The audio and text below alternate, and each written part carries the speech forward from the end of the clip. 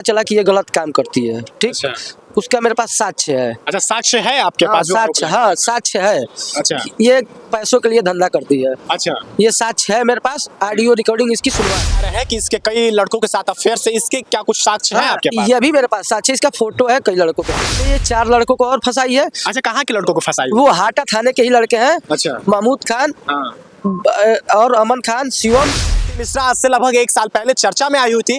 कहीं न कहीं हाटा के रहने वाले 4 युवकों के ऊपर कहीं न कहीं बलात्कार का एक मामला दर्ज हुआ था और उसके साथ साथ विभिन्न केसों में भी मामले दर्ज थे, जैसा कि ये बता रहे हैं। हालांकि इसमें किसी भी प्रकार से पूर्वांचल भारत का यह आरोप नहीं है। जितने भी आरोप है ये संगम दुबे के द्वारा बताए जा रहे हैं और लगाए जा रहे हैं कि जो ज्योति मिश्रा है वो पहले भी कई मुकदमों में तमाम और भी युवकों को फंसा। जरूरत किस प्रकार व्यक्ति को अंधा बनाते हुए जा रही है, शायद से हर बार हमें किसी ना किसी घटनाओं में देखने को यह मिल जाता है। ऐसी एक घटना हमारे पास एक पति पत्नी की आई हुई है, जो कि लव मैरिज में शादी करते हैं और उसके बाद वो पति अपने पत्नी को पढ़ाने के लिए सलेमपुर से गोरखपुर भेज देता है। पत्नी का जब चरित्र देखा जाए तो उस चरित्र के बारे में क्या कहा जाए, क्या कुछ मामला है, आखिर सलेमपुर का रहने वाला यह व्यक्ति आखिर क्यों पीड़ित है कि उसको आज दर दर की ठोकरें खानी पड़ रही है और अपने ही पत्नी से न्याय मांगने के लिए और अपने ही पति से छुटकारा पाने के लिए यह जगह जगह तरह तरह की बातों में और घूमते फिर रहा है। तो आइए क्या कुछ मामला है इन्हीं से जान लेते हैं। क्या नाम पड़ेगा आपका? संगम दुबे नाम है मेरा। संगम दुबे जी कहाँ के रहने वाले हैं? मैं सलेमपुर का, थाना सलेमपुर, ग्राम पुराना का रहने वाला हूँ। पुराना कराने वाला है। क्या कुछ मामला है? जैसे देखिए, ये लड़की का नाम है ज्योति मिश्रा, सन ऑफ दिलीप मिश्रा जी।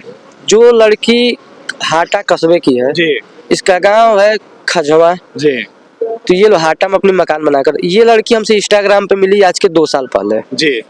और उसके बाद अभी क्या हुआ है, क्यों आप परेशान है, पहले ये बताइए। जैसे मैं बता रहा हूँ, हाँ। जैसे मैं थोड़ी अपनी शुरू से कहानी बता रहा हूँ, ठीक। ये मुझे इंस्टाग्राम पे मिली, बातचीत होने लगा, सब चीज होने लगा, ठीक। उसके बाद से इसने कहा कि शादी के लिए, ठीक। इसके पिताजी मेरे घर गए, फिर आए, फिर शादी के लिए नहीं, फिर लड़की हमसे जबरदस्ती शादी करने के लिए बोली, तो हम लोग शादी किए मंदिर में, क्योंकि उस समय कोर्ट बंद था।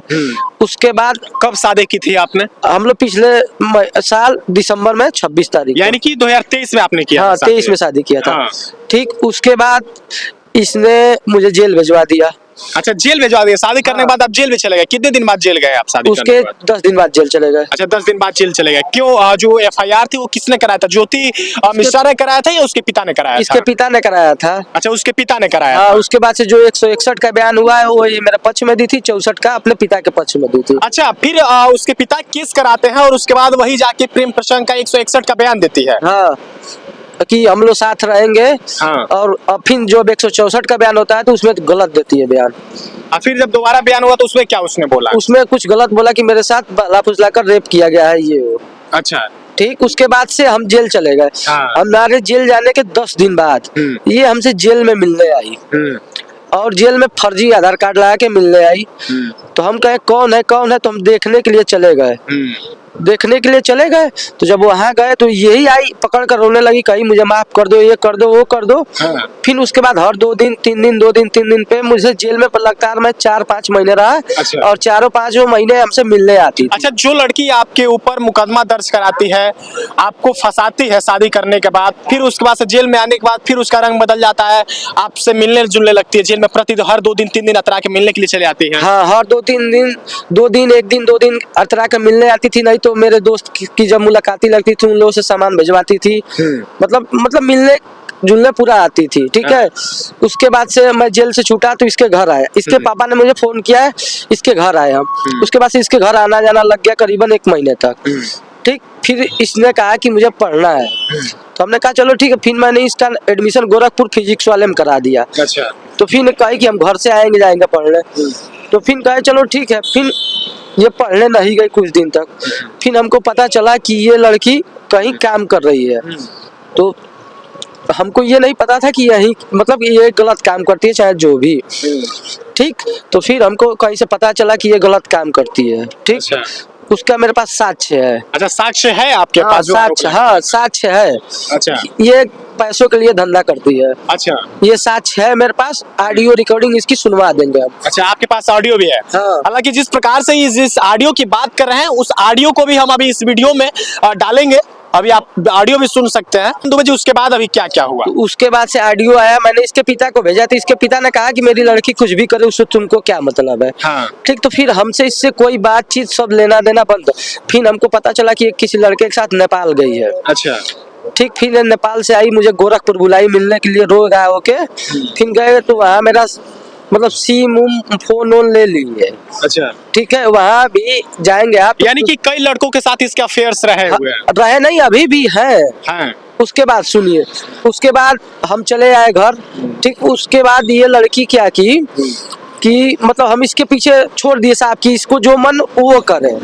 ठीक, फिर उसके बाद से ये मेरे रिश्तेदारों को फोन करती थी मेरा। अच्छा, जो आप आरोप लगा रहे हैं कि इसके कई लड़कों के साथ अफेयर से, इसके क्या कुछ साक्ष्य है आपके पास? ये भी मेरे पास साक्ष्य, इसका फोटो है कई लड़कों के साथ। अच्छा, फोटो भी है? हाँ। तो फोटो उपलब्ध कराएंगे? हाँ, फोटो उपलब्ध। चलिए, अगर ये फोटो उपलब्ध कराते हैं तो उसका भी हम अपने स्क्रीन पे डाल दे रहे हैं, जैसा कि आप बता रहे हैं। हाँ, ठीक। हाँ। और उसके बाद सुनिए, उसके बाद तो भी है मेरे पास सारा चीज है इसका कि ये गलत है और गलत काम करती है पैसों के लिए। आप इसका इंस्टाग्राम यूजर आईडी ओपन कराकर चेक करवा सकते हैं, इसका अकाउंट डिटेल चेक करवा लीजिए, इसके में कहाँ से कितना पैसा आता है। ठीक है, चूंकि अब एक काम कर रही है तो आता ही होगा पैसा। गोरखपुर के मैं कुछ होटल। अच्छा, अभी क्या हुआ, अभी क्यों आप प्रताड़ित हैं? मैं बता रहा हूँ, कुछ ऐसे होटल है जो कि इस पर मैं जानता हूँ जहाँ ये काम कर रही है और नाइट भी जाती है। अच्छा। ठीक, और उसके बाद सुनिए, ये तो होने के बाद मैं मंगलवार के दिन गोरखपुर घूमने के लिए गया था। तो मैंने सोचा कि ऊपर घूम लूं, जैसे मॉल टाइप का है, तो हम सोचे ऊपर क्या होता है चले जाए। तो हम जब अचानक स्पा सेंटर पे गए तो दरवाजा खोले तो हम वहाँ 2 मिनट इंतजार किए। वो लोग कहे कि स्टाफ दिखा रहे हैं, तो हम कहे कि नहीं भेजा रहे, तो कहे कि दिखाने के लिए। कहे ठीक है, तब तक हम गए अंदर घूमने के लिए, फ्रेश होने के लिए। तो फ्रेश होकर तो देखी इसी की आवाज सुनाई दी अंदर, तो हम रुक गए कंफर्म करने के लिए। यही है कि नहीं, वहाँ ये एक लड़के के साथ बाहर निकली और जब मुझे देखी तो चिल्लाने लगी, ये मेरा दुश्मन है, ये है वो है, मेरे साथ रेप किया है फलाना ढकनवा। और उसके बाद से आके ये हाटे थाने में पता नहीं क्या मुकदमा दर्ज किया है। अच्छा, मुकदमा दर्ज कराइए, इसीलिए आप अभी दर दर की ठोकरें खा रहे हैं। हाँ, और उसके बाद से ना ये मुझे जीने दे रही है, ना मरने दे रही है, ना साथ रह रही है और ना कुछ भी। अच्छा, कुशीनगर प्रशासन और कुशीनगर के जो एसपी है उनसे आप क्या न्याय की गुहार लगा रहे हैं? मैं यही चाहूंगा एसपी साहब से कि वो मेरी मदद करें और इस मामले की पूरी जांच करवाएं, क्योंकि इसके पहले ये 4 लड़कों को और फंसाई है। अच्छा, कहाँ के लड़कों को फंसाई? वो हाटा थाने के ही लड़के हैं। अच्छा। महमूद खान और अमन खान, शिवम। अच्छा, जब वो फंसाई थी, जैसा कि आप ये आरोप लगा रहे हैं उसके ऊपर, उसमें कौन कौन सी धाराओं में फंसाई हुई थी, क्या उसने एफआईआर में दिखाया था? उसने उस लड़कों को भी 376 बलात्कार के मामले में ही उन लोगों को भी फंसाया था, और उसका भी एक मेरे पास प्रूफ है। यानी कि वो लड़की उन 4-5 लड़कों को भी 376 में फंसाई हुई थी, फिर आपको भी 376 में फंसाए हुए थे? जी, उसके बाद उसका भी एक प्रूफ है जिसमें वो लड़की हमसे कह रही है कि तुमको जितना सिखा रहा हूँ उतना तुम कहो और मैं रिकॉर्डिंग करूंगी। उसमें ये कह रही है कि महमूद खान ने तुमको पैसा दिया, ये किया वो किया, मैं इतना सिखा रहा हूँ। ये भी मेरे पास प्रूफ और प्रमाण मेरे फोन में पड़ा, जब आपको चाहिए तो हम आपको सुना देंगे। चलिए, ये थे सलेमपुर के रहने वाले संगम दुबे। हालांकि जिस प्रकार से हाटा की ज्योति मिश्रा की ये बात कर रहे हैं, ज्योति मिश्रा आज से लगभग 1 साल पहले चर्चा में आई हुई थी। कहीं न कहीं हाटा के रहने वाले 4 युवकों के ऊपर कहीं न कहीं बलात्कार का एक मामला दर्ज हुआ था, और उसके साथ साथ विभिन्न केसों में भी मामले दर्ज थे, जैसा कि ये बता रहे हैं। हालांकि इसमें किसी भी प्रकार से पूर्वांचल भारत का यह आरोप नहीं है, जितने भी आरोप है ये संगम दुबे के द्वारा बताए जा रहे हैं और लगाए जा रहे हैं कि जो ज्योति मिश्रा है वो पहले भी कई मुकदमों में तमाम और भी युवकों को फंसा चुकी है, और इनको भी इनसे शादी करती है, और इनसे शादी करने के बाद फिर इसके पिता के द्वारा, लड़की के ज्योति मिश्रा के पिता के द्वारा इनके ऊपर भी केस दर्ज कराया जाता है, जिसके बाद ये काफी दिनों तक जेल में बंद रहते हैं। और जेल में बंद रहने के दौरान वही लड़की इनसे मिलने के लिए भी चली आती है, और फिर एक बयान में अपने पक्ष में बयान देती है और दूसरे बयान में इनके पक्ष में बयान दे देती है। हालांकि क्या सारी मामला है, कहीं न कहीं इस समय इनके ऊपर, जब ये कुछ दिनों पूर्व आज से गोरखपुर में गए हुए थे, तो इस्पात सेंटर में फिर से कहीं न कहीं जैसा कि इनके द्वारा बताया जा रहा है कि वो जो थी वो देह व्यापार का कार्य कर रही थी, और जब इन्होंने देख लिया तो फिर इन्होंने विरोध जताया, तो उसके बाद वो हंगामा और शोर शराबा करने लगी। और जब वो यहाँ से चले गए, यानी कि गोरखपुर के स्पा सेंटर से जब संगम दुबे अपने घर के लिए चले गए, फिर वो लड़की हाटा थाने में आती है और इनके खिलाफ FIR दर्ज कराती है। और कहीं ना कहीं अभी प्रेजेंट में जो हाटा थाने के SI हैं, उनके द्वारा लगातार इनको फोन करके परेशान किया जा रहा है और इनको बार बार थाने बुलाया जा रहा है। और इतना ही नहीं है, जब इनके द्वारा पूछा जाता है कि मामला क्या है, तो मामले से भी अवगत नहीं कराया जाता है।